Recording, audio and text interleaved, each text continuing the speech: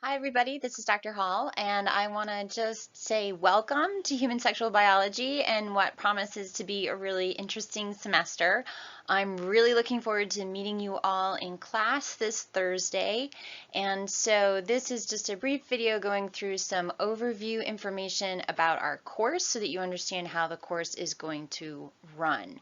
So hopefully you're watching this before you come to class, but if not, hopefully soon afterward. So here we go. So this is primarily a science course. It's in the biology department, right? But it also can fulfill cross-disciplinary gen ed requirements. So you can use it either as an analytical reasoning and natural sciences course or a cross-disciplinary course for your gen ed requirements. Because it's a biology course primarily, there's a lot of facts, there's a lot of information, and there are a lot of concepts in this course, mostly anatomy and physiology of the reproductive system. And then we're also going to talk about birth control and STIs and all those things after we've learned how things work, so then we can understand how medications and infections impact those normal systems. So students are often disappointed that we don't do birth control until late in the semester, but you need a lot of basic foundations of understanding the science first. We're also going to talk about this in the context of current issues and in kind of interdisciplinary ways. So if you hear or see something in the news, you see a great meme or a news article or something, please share it with me and we'll often incorporate that into the class. And then, of course, we're also going to be looking at psychology and anthropology, which is kind of the historical a study of different cultures in different places, and sociology, right, how humans organize themselves. So it's pretty fun class, but there's a lot to learn. All right, so let's talk a little bit about the COVID specific stuff because that's really kind of primary on a lot of our minds. So in terms of the classroom itself, right, everyone needs to wear a mask in the class and in the classroom buildings, and it needs to cover your nose and your mouth and extend down below your chin in order to be effective. We're also going to maintain 6 feet of distance whenever possible. Obviously, there will be times when you will temporarily and briefly impinge on that distance as you're walking past someone. That is fine. You just don't want to have prolonged close contact. This is especially important because one of the tricky things about COVID is that you can have it and be infected and be contagious and yet have absolutely no symptoms. Even in people who do go on to develop symptoms and feel sick, those people are most contagious in the 1 to 2 days before their symptoms even start. So we kind of have to assume that everyone could potentially be contagious, and that's why we're all going to be wearing masks and being good about distance. The other thing, which is going to be impacting us probably the most, is that we have to clean the desk surfaces and the chair backs where, you often grab the back of the chair to position it, to sit in it, with some special antiviral cleaner and some special cloths that they've given us. And it takes some time to do that, and we only have a couple of bottles and a couple of cloths for the entire classroom. I'm going to be busy setting up for the class and packing up from the class, so I'm going to be asking you as the students to help. We'll create a roster of dates that you'll be assigned so that this gets distributed equally. So at the beginning, at the end of class, we're going to squirt with our solution, wipe it off with the cloth, and then at the end of the class do the same thing. And then at the very end, we just spray a light mist of the disinfectant on the desks and leave it there. All right, that should be exciting. The other thing is that I have to assign seats and take attendance every day. So I've asked you for your requests. I'm going to do my best to honor those. But if it's not working for you at any point in time, just let me know and we can change things up if needed.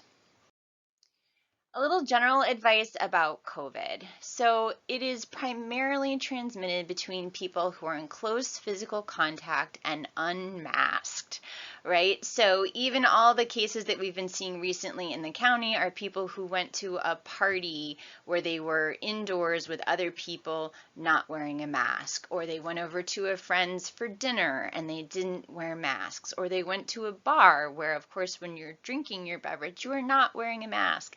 You're more likely also to transmit and be infectious to people if you're shouting or singing or yelling.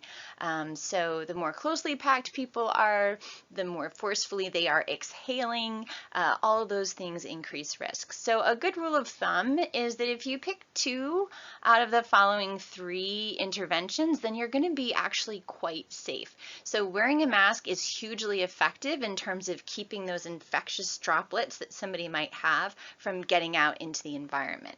So when we say, you know, I wear my mask for you, you wear your mask for me, that's really quite true. It helps us keep our potential germs to ourselves.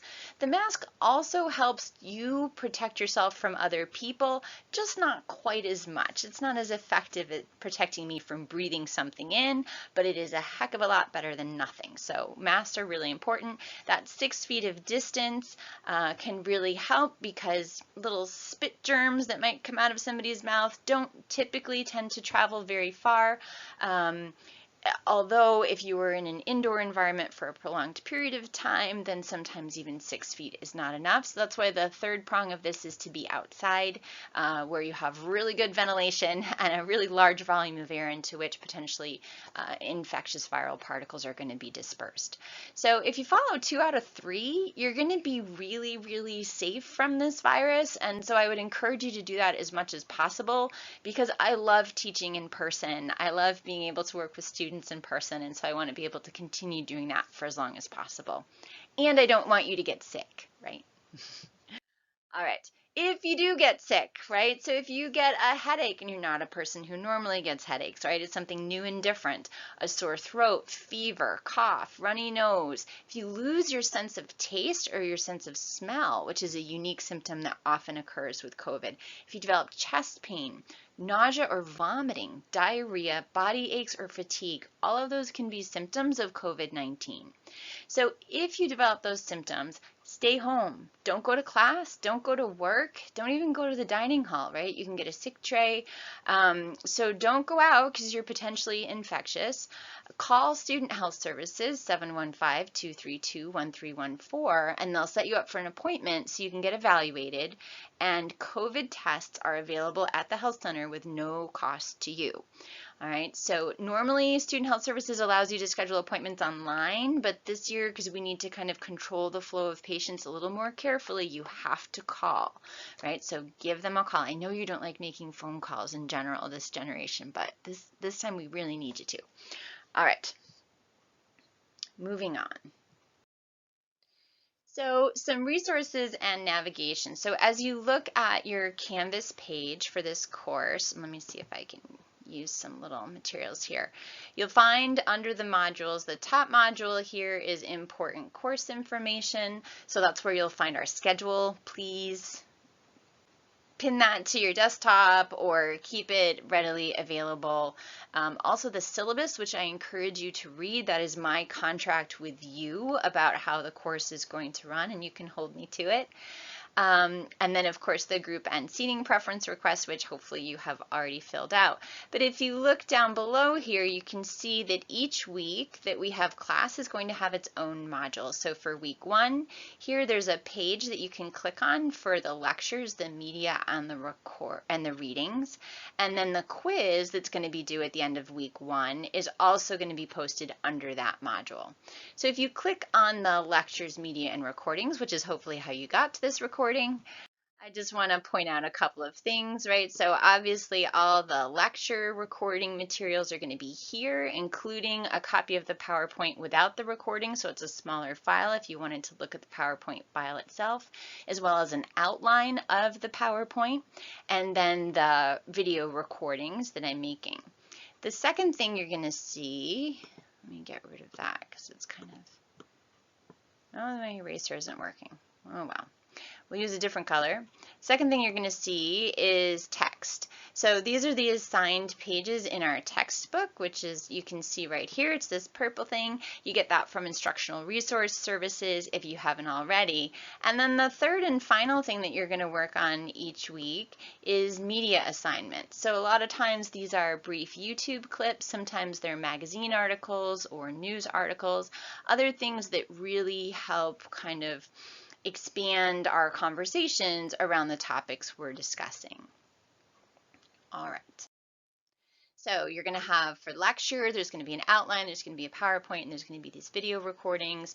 You've got your textbook from IRS. Those additional reading and media assignments, which will be posted on that page under the module. And there's also a Quizlet available that was created by a previous student that you're welcome to use. There's probably some really good stuff in there. And you're also, of course, welcome to make your own. So as I've mentioned, we're going to be doing a flipped classroom, right? So what that means is instead of having lectures in class, you're going to watch these pre-recorded lectures on your own time at home, ideally before you come to class each week. So I'll make sure to get them posted about a week ahead of time to give you ample opportunity to watch those so that when you come to class, we can do a more nuanced and in-depth discussion. I'm also going to ask you at home to watch and read those media assignments. When you come to class, then we're going to do demonstrations, we're going to do skits, we're going to do some fun things, some activities, some discussions, and also have a lot of time for questions. Some weeks, depending on how it's going, we might even have some class time that we can kind of turn into a study hall where you can work quietly on whatever you need to for this class, and I can be available for questions.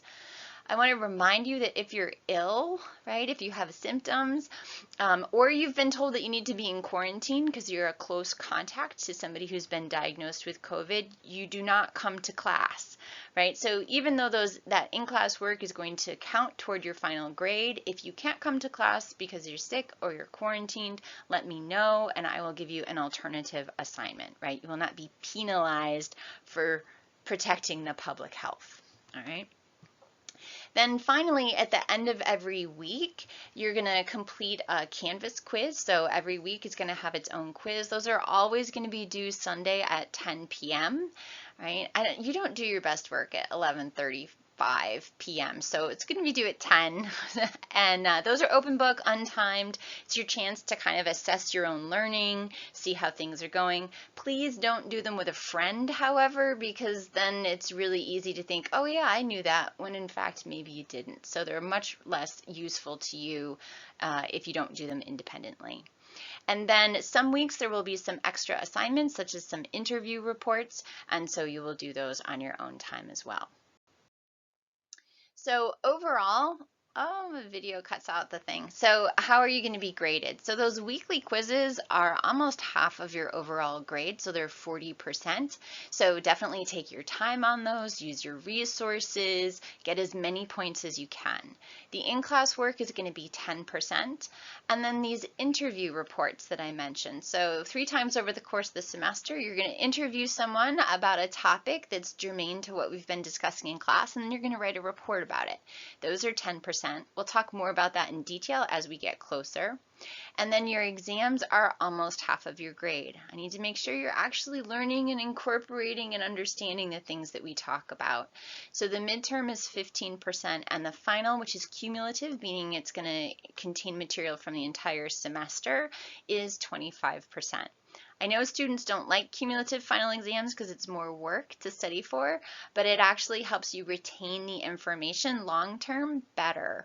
And almost all the information we're going to be talking about in this class is really relevant to your daily lives, and so I want you to remember it. I also kind of look at you as a little bit like my Dumbledore's army of students who are informed about human sexual biology and can go out and spread the word among your fellow students and be a resource for them, right? So you're my good information army going out there and giving valid medical and health information. There will also be some extra credit opportunities throughout the semester, so stay tuned for those. You can usually add 1 to 2 points depending on how many of those you do and how well you do on them at the end of the semester. So my expectations for you are actually quite high because I want you to learn a lot and get a lot out of this course, right? So please do read the syllabus, the schedule, and all the assignments. Arrive promptly and ready to go at class. 9:40 isn't too bad. But if you're running late, please still come to class, right? I remember those days when you're running late and you just feel like, oh, forget it, I'm not going to go. Don't do that. Please come to class, right? I'd much rather have you come in late than not come at all. Participate, pay attention, listen, take notes, right? The more active you are, the better you're going to learn the material. And to help assist with that, as well as minimize distractions for other people, laptops and phones need to be closed and put away during class. They're distracting to you, they're distracting to me, they're distracting to other people, and we really want to keep our focus on what we're talking about as a class. Use respectful language. So we're going to be talking about sexual things, and there's no shortage of slang terms, some of which are kind of offensive. So we're going to try to stick to like official biologic terms as much as possible. Be careful about sharing stories in the first person because that can really be a case of TMI, right? So even if you feel comfortable sharing a very personal story, sometimes your fellow classmates might not feel comfortable learning that information about you. So sometimes it can be useful to put it in the third person and say, I had a friend who, and that can work really well. I do expect you to turn things in on time. I'm not a monster. If you're in the hospital, then obviously exceptions can be made, but holding yourself accountable and getting things done on time is really important. During an unusual semester, when it may be possible that you, at the last minute, have to be told to move out of your dorm and quarantine or other things may be happening, I'm going to encourage you to work a little bit ahead and not leave things to the last minute. Because then you have less resiliency and you're less able to deal with any kind of unexpected things that come up. So try to stay really on top of things this semester so that you can continue to get those things done. Represent your work honestly. Don't copy from another student. Don't copy from the internet, right? Cite references when appropriate. Obviously, if something comes up or you have accommodations, please notify me right away so that we can figure out the best way to support you. And our midterm and our final are at the official scheduled time. So please don't schedule a vacation or book a flight or any of those things. So those dates for the midterm, Thursday, October 29th during class time. And the final is the very first day of finals week, which is the day after our last class. So it's Wednesday, December 16th. So please make sure to make note of those dates in your calendar and keep those available.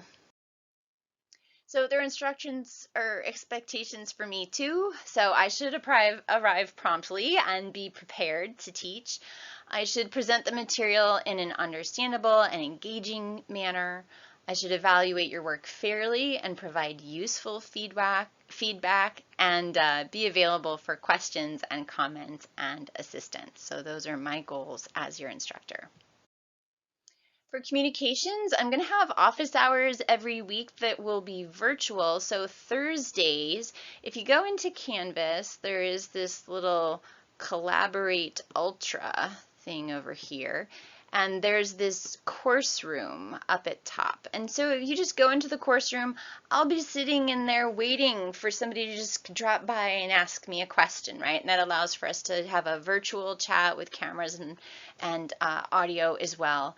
So please feel free to drop in. I understand that that's just 1 hour out of the week and it's not going to work with everybody's schedule. So if you need another time, just email me and we'll work something out. But those Thursdays at 3 are a time when I will be just sitting there in front of my computer hoping somebody comes in to say hello. My email address is here. Definitely give me a couple of days to respond. If you don't hear back, send a gentle reminder. I get over 100 emails a day easily, so sometimes things slip through the cracks. And check Canvas regularly for announcements. That'll be my primary way to send those out to you. Oh yes. So also, please check the syllabus first, right? Because sometimes that's where the answer to your question may lie. All right, so finally, I want this course to be engaging and informative for you. We're going to do our best to work together to kind of navigate this unusual semester and support each other in learning as best we can. So your feedback, your questions, your comments are very welcome. I often make changes to the course or adjust the course or do things differently based on student feedback. That's really valuable to me, so please do send it my way. And welcome to class. I'm really excited to meet you. Thanks.